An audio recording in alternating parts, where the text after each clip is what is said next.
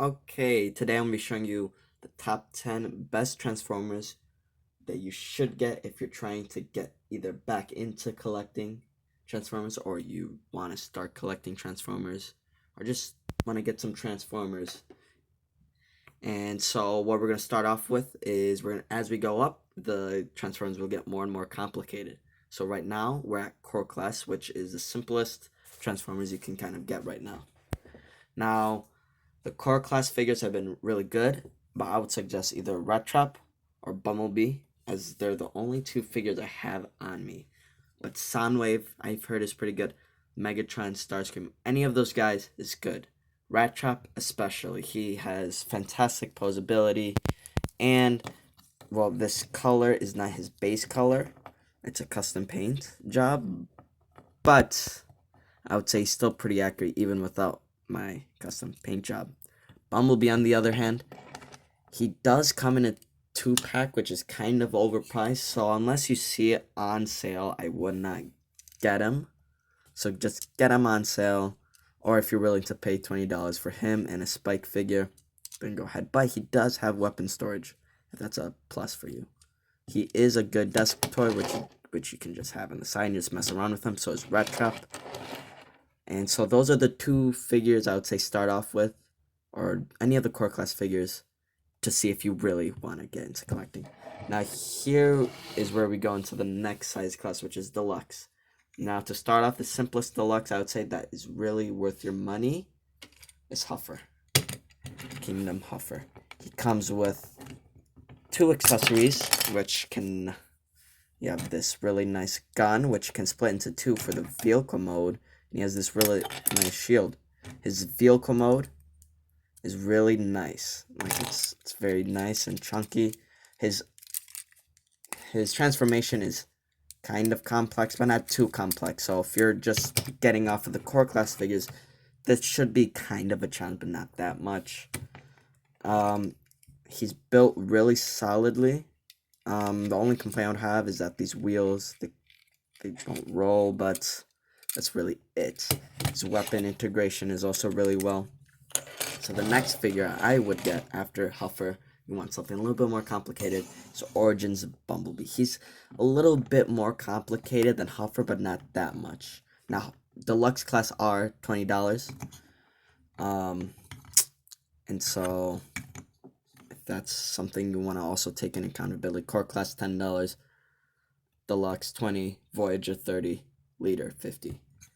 Now, Origins Bumblebee, he does only show up in one part of it, the first episode of G1, if that's also another thing you're taking into accountability. But he's just a good Bumblebee all around. You get some really nice accessories as, like, you get energy rods, you get his pistol, and you get a jetpack as well. So he's a really good figure. He poses well. He looks great next to other generations figures. And his vehicle mode and his transformation is really nice. His vehicle mode especially is awesome.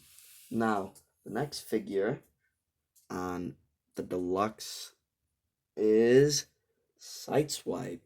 Now, Sideswipe, I just realized he wasn't in frame, but Sideswipe. It is Sideswipe.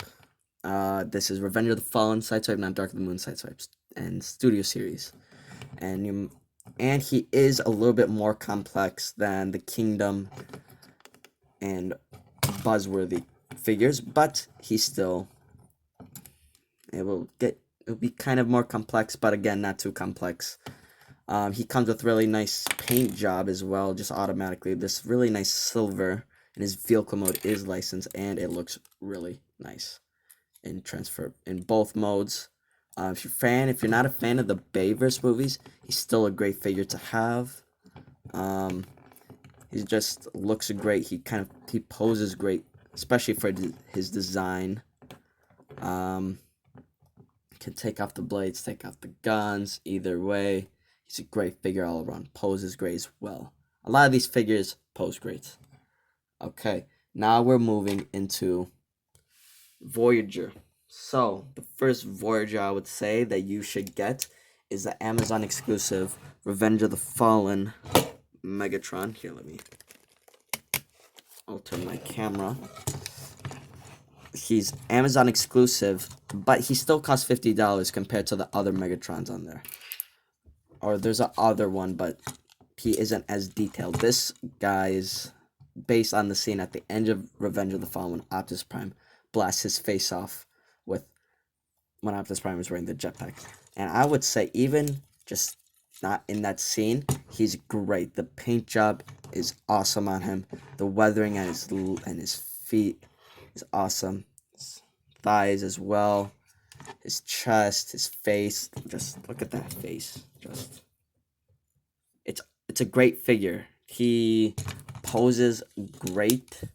It's not the best, but it's still pretty good for a Voyager. He does have posable hands, I guess. Kind of like you can hold someone. Here, let me grab the Samwise Wiki figure that you get with Studio Series Bumblebee. And you can like hold him, I guess. He's a great figure.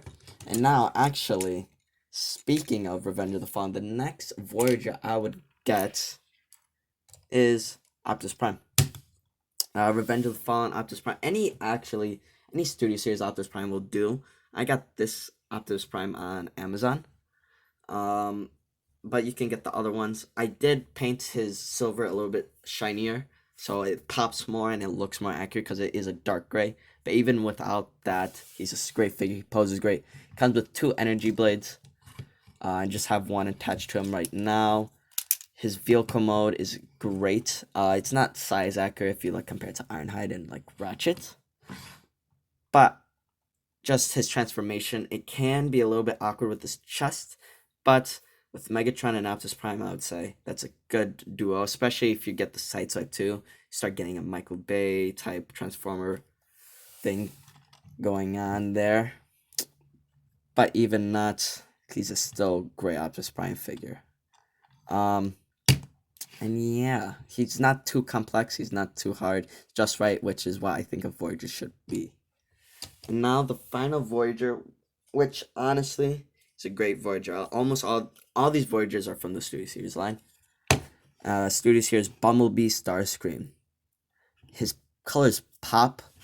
Again, poses great. Can put him in different loud poses. Comes with 3 accessories. He does parts form. I don't think it's a big deal, especially on this type of design. He turns into a Tetrajet, which looks really awesome. His colors, it's a mix between the Michael Bay and G1 design. I think it's a really nice mix. The colors just, again, pop more than any other Starscream, I would say. And yeah, he's just, should get him. You see him, or Thrust. This mold in general, I can't wait till they do Skywarp, Thundercracker, any of those guys that they actually do them. And the final Voyager is, so I lied actually, not all the Voyagers are from Studio Series, but Kingdom Cyclonus. He's really accurate, and his transformation is just, I think it's the best out of all these guys. I really should have put him at the at the bottom of the Voyager list because it's kind of easy, but I'm putting it at the top because it is the smoothest transformation. It's so clean, everything cleans up nicely. It's just a perfect transformation. This is like a perfect figure. And yeah, it's just pick it up if you see it. Okay, now we're getting on the leaders. There's 2 leaders. Honorable mentions could be Kingdom Galvatron and Ultra Magnus, or Earthrise Optimus Prime. But I would say it's Studio Series Grimlock.